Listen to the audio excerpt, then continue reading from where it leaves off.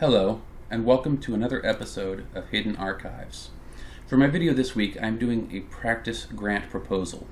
The topic of this proposal has to do with cultural and historical preservation of Caddo traditional skills, as well as the Caddo language. The Caddo were the original inhabitants of eastern Texas in the pre-Columbian period. They were an agricultural people who lived in homes made of grass with wood frames. These homes were shaped somewhat like beehives. They also built burial mounds for the dead and may have had a connection to other mound-building tribes along the Mississippi River to the northeast, including the natives who built the large mound in what is now Cahokia, Illinois. After Texas became a republic in 1836, the first elected president, Sam Houston, sought to follow a policy of peaceful coexistence with the native tribes of Texas, as well as newly arrived tribes like the Cherokee, who had previously been forced out of their original homeland far to the east in what was known as the Trail of Tears. Unfortunately, the next president of Texas, Mirabeau Lamar, wanted to remove the natives from Texas, and this was the policy that was followed. The Caddo, who had lived in Texas for as long as they could remember, along with numerous other tribes, were forced out. Initially, the Caddo were settled on a reservation in Oklahoma, but this was broken up in the early 20th century.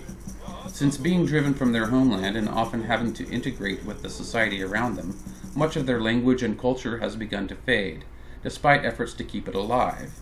This is a fascinating and beautiful language I myself have been learning to some extent, and which I'm using as the basis for a language within a number of fantasy novels I write.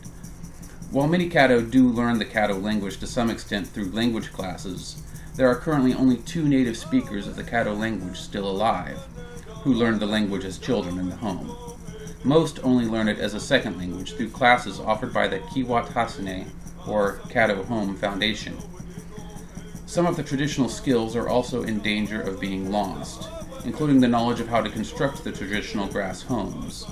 There is now only one Caddo elder still alive with the knowledge of this construction, as well as a younger Caddo man he is training in how this is done.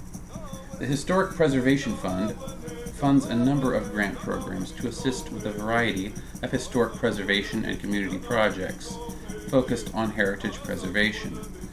My proposal would be a grant that would provide funding to the Kiwat Hasínay to allow them to expand their language programs in the Binger, Oklahoma area, to include expanded Caddo language curriculum for school children, a Caddo language annex at the Caddo Mounds in Alto, Texas, and additional training programs on various traditional skills of the Caddo, including the building of the Koo Hoot Kiwat, or traditional grass homes. This concludes my presentation.